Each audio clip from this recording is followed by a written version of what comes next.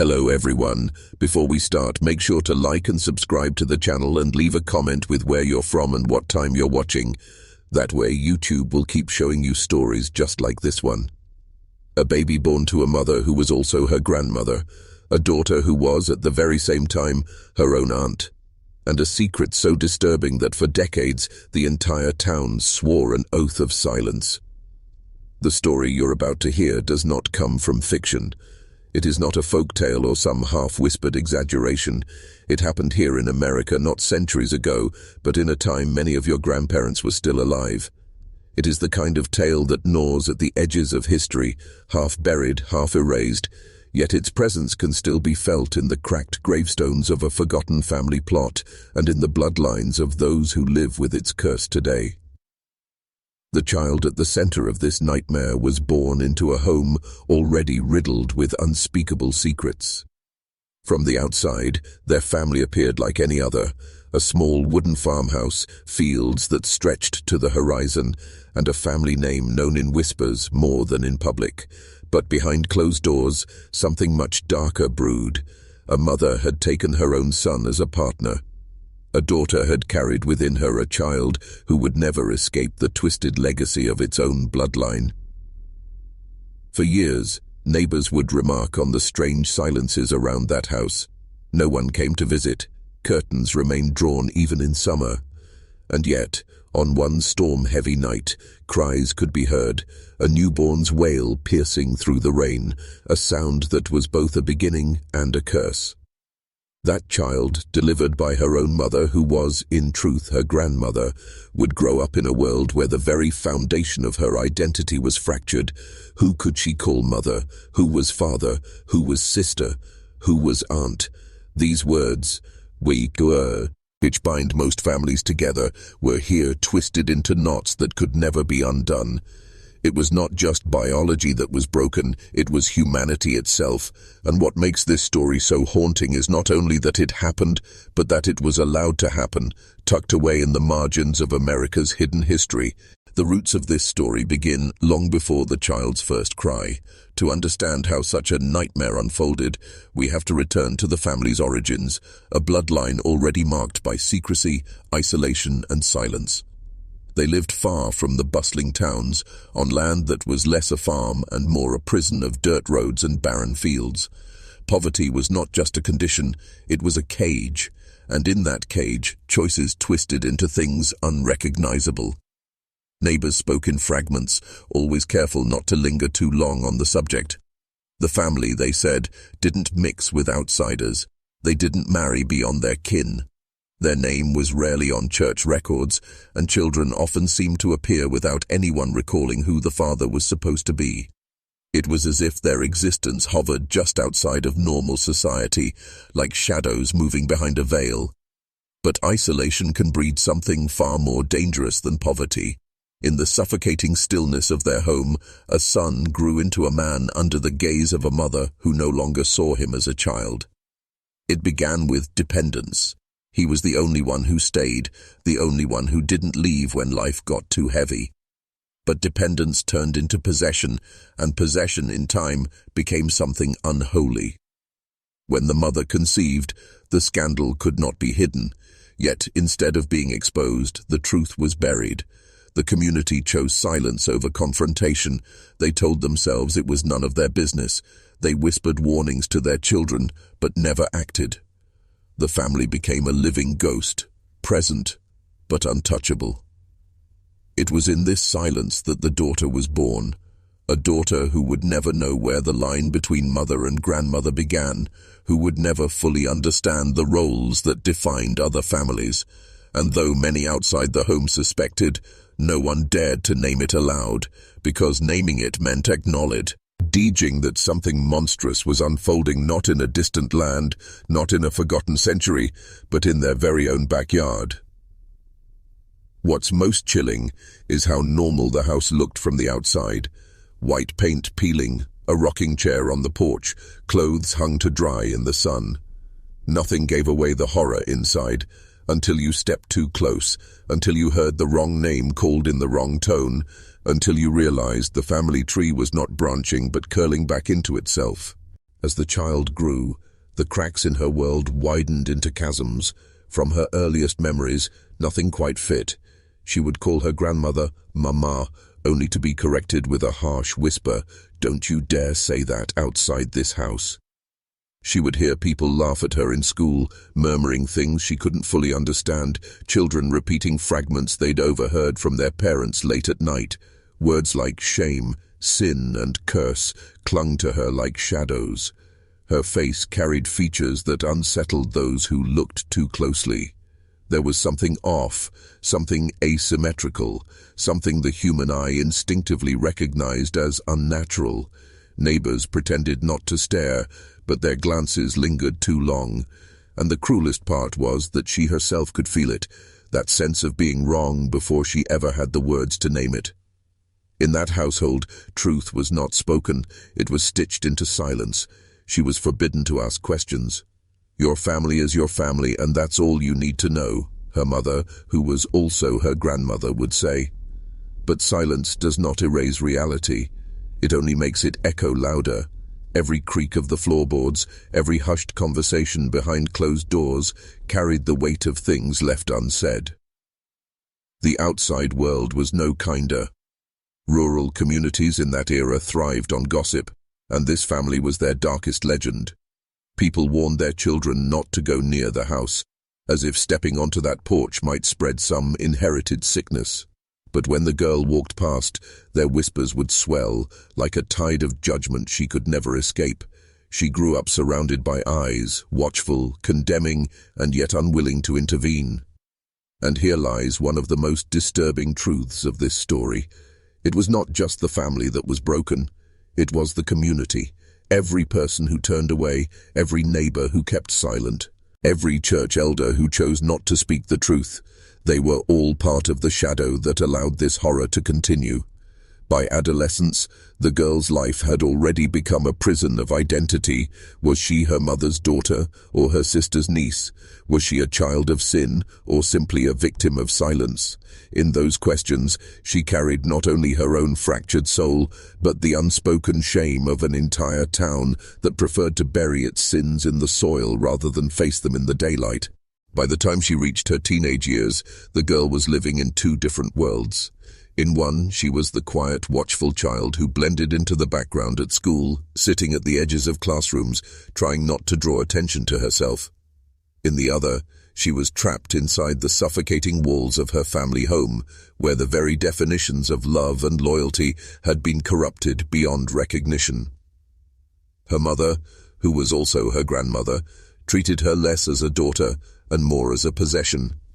Every movement was monitored, every question shut down, every friendship discouraged. It wasn't only control, it was fear. Fear that if the girl grew too curious, she might start to unravel the threads of a truth no one dared speak aloud. Fear that if she told the wrong person, the silence of the town might finally break. But the truth had ways of seeping out. People noticed the way the girl flinched at certain names, the way she avoided family gatherings, the way her face darkened when others mentioned her father, a man who, by all accounts, did not exist. Rumors began to harden into suspicions, and suspicions into stories. And in those stories, she was no longer just a child. She was a symbol of everything the town wanted to deny. There is something cruel about growing up under the gaze of people who know your story, but will not tell it.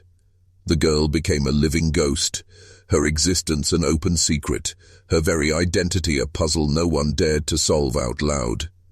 She could feel the judgment in every glance, hear it in every half-finished sentence, sense it in the way even teachers seemed to pity her while pretending not to. In that environment, shame began to take root inside her. Not shame for what she had done nothing, but shame for who she was, for the blood that ran through her veins, for the truth she could not escape. It was a shame inherited, passed down like a curse, as much a part of her as the color of her eyes or the sound of her voice.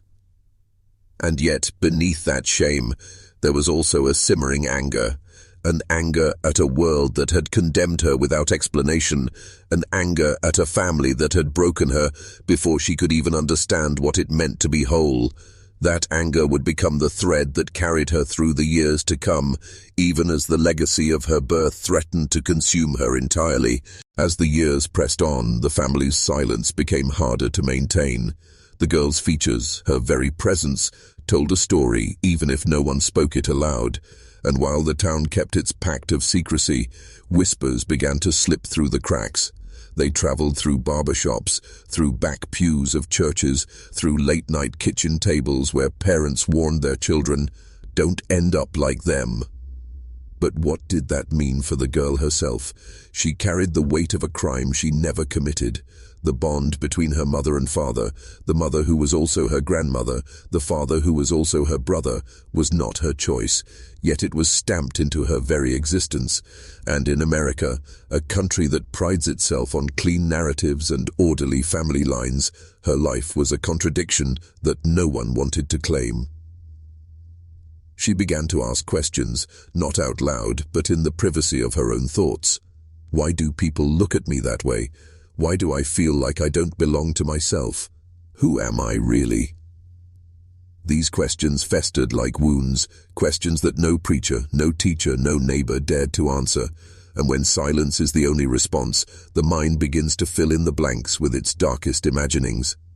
Her anger grew sharper, fueled by the knowledge that everyone around her knew. They knew, but they chose to live as though the truth could be locked inside her family home. What happens to a person when their very identity becomes a secret that others guard more fiercely than they themselves ever could? It is not just isolation, it is erasure. And here the story takes on an almost ritualistic weight. A child born not out of love, but out of lineage twisted backward, forced to carry not just the shame of her family, but the cowardice of an entire community. A child whose very blood was a reminder of sins no one dared to name. If you're still watching, you're all Eddie braver than most. Tell us in the comments, what would you have done if this was your bloodline? Would you have kept the silence, or would you have tried to break it? Because in this story, silence was not just complicity, it was the very soil that allowed the nightmare to grow. As the girl stepped into adulthood, the fractures of her past followed her like shadows. Every attempt at normalcy was haunted by the unspoken truth. When others spoke of their families, of fathers who worked the land, of mothers who baked bread, of grandparents who told bedtime stories, she felt a hollowness that no words could fill. For her, those roles were poisoned, distorted into a mirror that reflected something grotesque. She tried at times to leave, to step outside the confines of that house, of that town, but leaving was never so simple. Poverty bound her in ways chains never could, and worse, she carried within her a sense of being marked, of being recognized wherever she went. No matter how far she strayed, the whispers followed. It was as though the shame of her family had imprinted itself onto her face, her posture, her very being. The cruelty of inbreeding is not only in the blood, but in the soul. She struggled with her health, with bouts of weakness and pain she could never fully explain. Doctors gave her glances that lingered too long on her features, asking questions that made her stomach knot. Each visit felt less like care and more like exposure, as if the sterile rooms of hospitals only served to magnify what she already knew, that she was different, and not by choice. But the true torment was psychological. She lived with the constant question of who she was supposed to be. Daughter, niece, sister, nothing fit.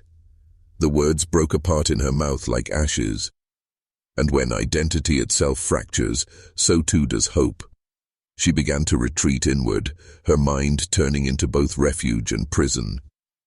The town, meanwhile, continued its silent pact.